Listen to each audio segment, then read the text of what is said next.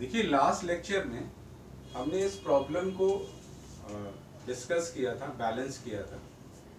आज के इस लेक्चर में हम लोग देखेंगे कॉन्सेप्ट ऑफ मिली इक्विवेलेंट से कैसे हम लोग प्रॉब्लम्स को सॉल्व करते हैं।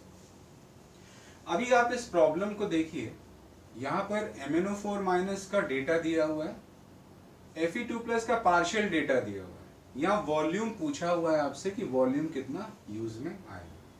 अब बहुत सिंपली हम लोग मिली इक्विवेलेंट के कॉन्सेप्ट से इस V की वैल्यू को फाइंड करेंगे।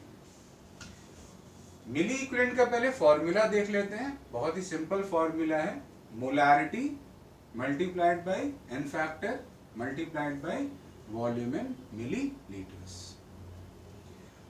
अब देखिए यहाँ पर एक कॉन्सेप्ट n फैक्टर का है। आपको बता दें n फैक्टर कहीं ना कहीं हम लोग ने पिछली जो बैलेंसिंग की थी उसमें हमने देखा था।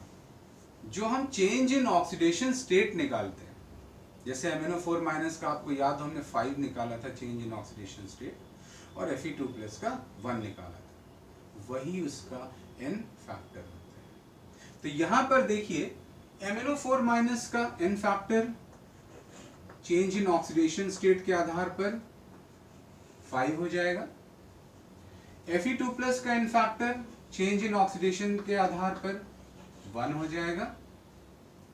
अब हमको n फैक्टर दोनों के पता चल गए। अब आपको लॉ ऑफ इक्विवेलेंस का इस्तेमाल करना है। देखिए लॉ ऑफ इक्विवेलेंस बहुत ही सिंपल सी चीज है।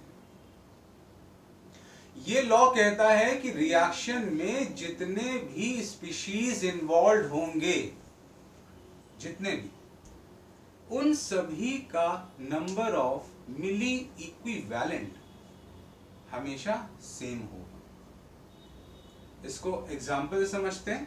अगर इस रिएक्शन की बात करें, अगर MnO4- 10 मिली इक्विवेलेंट यूज में आता है फॉर एन एग्जांपल, तो इसका भी 10, H+ का भी 10 इस्तेमाल में आएगा।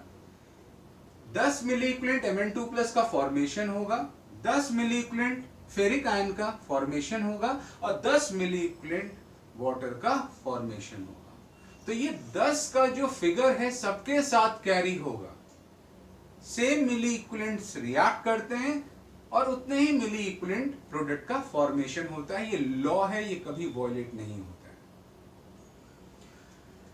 तो हम लोग इसी का अब यूज करते हैं। तो चलिए सबसे पहले मिली इक्विवेलेंट निकालते हैं MnO4- का। तो हमने MnO4- का मिली इक्विवेलेंट निकाला फॉर्मूला लगा के। तो भैया मोलारिटी कितनी है? 0.1। n फैक्टर कितना है? 5। और वॉल्यूम कितना है ml में? 100। तो देखिए बहुत ही सिंपल वे है। और यहां पर हमने निकाल लिया 50, यानी 50 मिली इक्विवेलेंट यूज करेंगे हम लोग। किसका? MnO4- का। ये 50 मिली इक्विवेलेंट MnO4- 50 मिली इक्विवेलेंट Fe2+ के साथ रिएक्शन करेगा,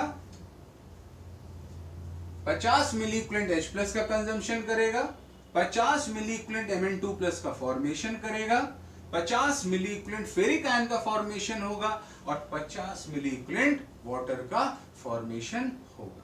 तो 50 का फिगर सबके साथ कैरी करेगा। तो किसी एक का मिली इक्विवेलेंट अगर आपको पता है तो आप सभी का मिली इक्विवेलेंट बता सकते हैं। ये एक बहुत ही फ्रूटफुल रिजल्ट है, जिसको हम किसी भी कॉम्प्लेक्स से कॉम्प्लेक्स क्वेश्चन में इस्तेमाल करके उसको सिंप्लीफाई कर सकते हैं। ये बहुत यूजफुल है। IIT JEE एडवांस में अगर आप प्रॉब्लम्स देखेंगे भरे पड़े हैं, चाहे किसी भी एग्जाम को ले लें, तो कॉन्सेप्ट ऑफ मिली इक्विवेलेंट का कहीं कोई सब्स्टिट्यूट नहीं है। बहुत ही सिंपल और बहुत ही यूजफुल कॉन्सेप्ट होता है।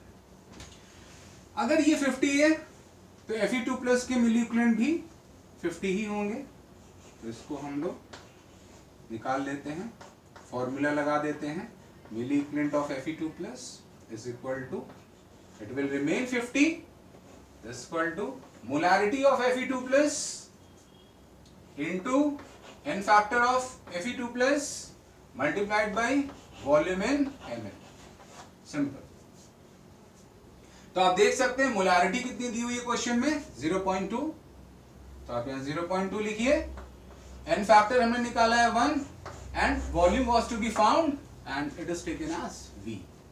So if you solve this equation, 50 is equal to 0.2 into 1 into V, we get the answer 250 ml. So आप देख सकते हैं कितना आसान ये कॉन्सेप्ट का इम्प्लीमेंटेशन है. ये कॉन्सेप्ट इटसेल्फ बहुत आसान है और इससे बड़े बड़े क्वेश्चन बहुत ही सरलता से लग जाते हैं. आई होप आपको समझ में आया होगा. अब इससे एडवांस लेवल पे भी प्रॉब्लम्स आए हैं और पूछे जा सकते हैं. तो हमारा जो नेक्स्ट लेक्चर होगा वो मेनली फोकस करेंगे कैसे इसके एडवांस इम्प्लीमेंटेशन को हम लोग देखेंगे.